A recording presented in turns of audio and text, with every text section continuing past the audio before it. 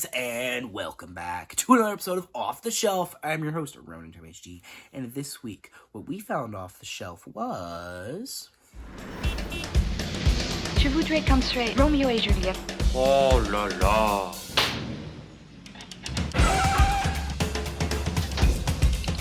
Oui, je suis emmerdé.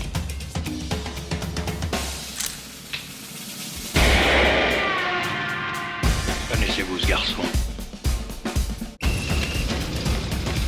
Tu es fou.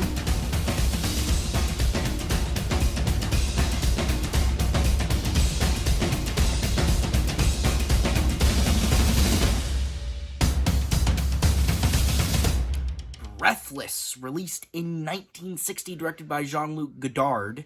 Still a weird way to pronounce it. Starring Jean-Paul Belmondo and Jean Seberg. A lot of Jeans. The three Jeans of Breathless. The triple Jeans, if you will. The Trinity. Quite a lot of Jeans. Why is that such a common name in France?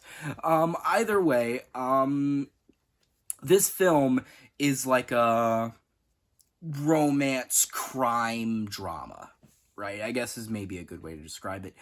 And I'm just gonna go right off the bat. I think while the story is not bad in this movie, the story is good. I think the main reason that people talk about this movie is because of the technical things it brought to the table to cinema, and that weren't really seen before this film. So really, it's the let me just go right off the bat. The jump cuts. Obviously, this film uses a lot of jump cuts, which is a very common thing you see in a lot of movies these days. But back in the day, it was, it's intentionally supposed to be jarring. But back then, films were, supposed to look pretty. They weren't supposed to be, like, abrupt and kind of, taking the audience off guard in that sense. But this film, I guess, in the editing post-production process, they took a risk, and I think... well, obviously it paid off because people still use that technique. But it's not just the jump cuts. They also, with the very fast pacing as well as the very intimate, cinematography. Because this film was shot on a handheld. There were no dollies. There were no, technical, not technical, but, mechanical stuff. They didn't have any, mechanical stuff. It was literally just the camera guy holding this bulky-ass camera.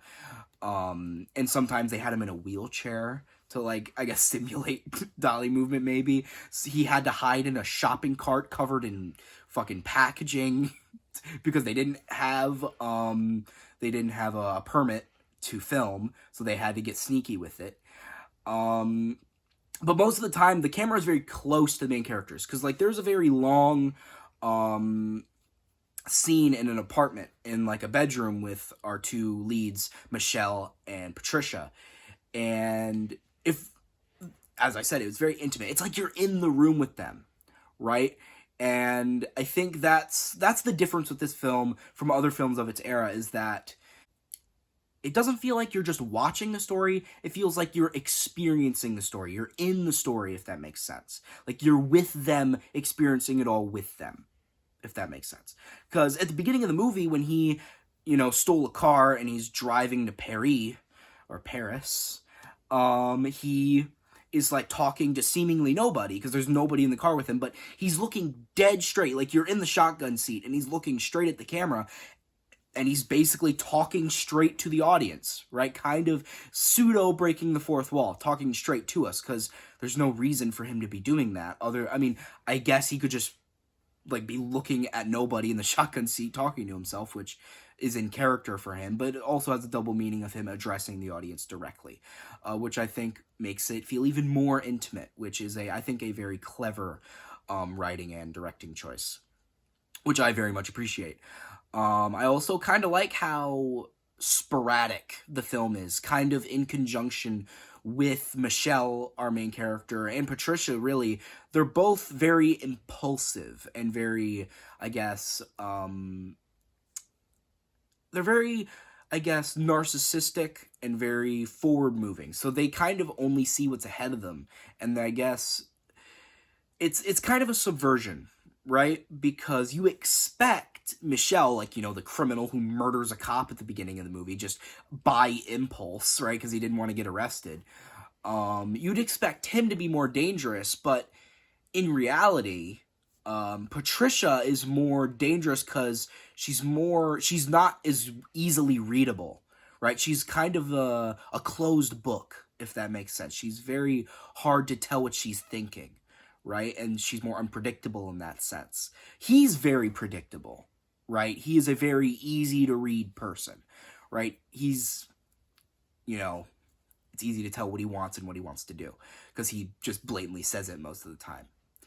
But I do like those parallels in that even though she may not be, you know, a car thief and a killer, maybe she's not too far off, right? Maybe you don't need to be to, I guess, be dangerous in that sense. You don't need to be a direct criminal to be dangerous to other people.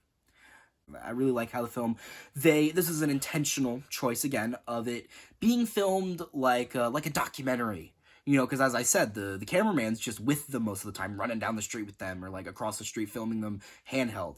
So it's very shaky most of the time, and that is by design, as I said, documentary. So I guess to go with the documentary style shooting, they didn't use like any lighting at all. At least from what my research, what I could find, it said that they didn't use any lighting. They just kind of used what they had, and wherever they were, that was the lighting for it, right? Which again makes it feel, obviously this film is very indie, right? This film is very low budget. I think the most money they spent was getting Jean Seberg, Patricia, to be in the film. I think they paid her like a $10,000 fee to be in the movie, which, I mean, it's 1960, $10,000 is still a lot of money, but I mean, that's fairly low budget even back then for films. But I guess that just adds a charm to it. You know, I think this film is very charming, you know. I think there are a lot of, you know, comedic moments in there. There's a lot of, it's just a fun movie, right? And while obviously the ending is quite gloomy, maybe a little haunting, if you want to word it that way. I wouldn't personally, but others may. But I do think it is a very, you know, bad ending, at least for Michelle, you know, Jean-Paul's character, the second Jean. It's like, there's so many Jeans, so many of them. But, well, obviously the movie being called Breathless, I'm like, one of them's gonna die, right? Because when you're breathless, you're not breathing anymore. Right? So it made me think he was probably going to die. Although, I do think the way they did it, obviously it made sense thematically, because obviously the whole film had kind of been building up to it. She even, Patricia, the third Jean's character, she had admitted to him in their final exchange that she loved him, but she didn't want to, right? She didn't want to love him. So she called the police so that they would get rid of him, because she didn't want to like be around him anymore. She wanted the police to deal with it so she didn't have to see him anymore, so that she wouldn't have to be in love with him anymore. But she thought he was going to either leave, like run away, but he didn't. He stayed so the cops could arrest him. But this like driver dude is like really adamant on giving him a gun, even though he's like, I don't want a gun, I just want them to arrest me. So he threw him the gun as he was driving away when the cops got there, and for some reason, instead of just walking and like just leaving the gun on the ground, he picked it up. And by the way, he didn't pick it up by the grip, he picked it up by the barrel, and the cops, he just kind of was holding it by the barrel, and the cops shot him. And it's like, well, I feel like that cop was just trigger happy, because it's like, he wasn't holding the grip, he wasn't pointing it at anybody, who's even to know if it was a loaded gun? I mean, it probably was, because the guy was giving it to him, but he wasn't even pointing it at anyone, he was just holding it by the barrel. So the cop just shot him in the back, like the lower back, and then he started like dramatically like falling all over the place and fucking grabbing onto the cars. And I get it was supposed to be dramatic, but it was just really goofy to me. Like, it just looked really goofy, and it kind of went on a little too long. And then he died, and then there was obviously the final exchange between Patricia and Michelle, the final exchange, where the translation is different, is like a little different in other translations, but essentially he's like saying he's disgusted, right? Essentially is what he's saying. And she doesn't understand what it means. And then like the whole film he'd been doing like this after like taking a whiff of a cigarette, he would kind of like do this on his mouth, and she did the same thing and like smirked, saying her lips are sealed, right? Which is a nice little thematic conclusion. So talking about the unintentional goofiness at the end, let's talk about the intentional goofiness of the film.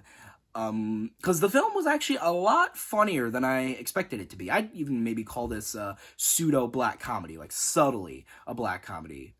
Because this film just like, there's a lot of funny moments throughout it. You know, the very witty banter between Michelle and Patricia the whole time. They have very nice back and forth. It's like they're mean to each other, but it's, you know, playful, so they don't necessarily completely mean it.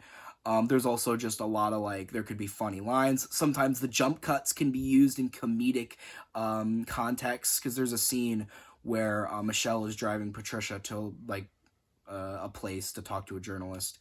And like, he's talking about how pretty everything about her is, and like he says something pretty, and then there's a jump cut and there's somewhere else, and he's still talking about how pretty she is, and then there's another jump cut and he's still talking about how pretty something about her is, and then there's another jump cut, and it like implies he'd been just saying how pretty she was the entire ride there. That's pretty funny, right? And that's a clever use of the jump cuts, right?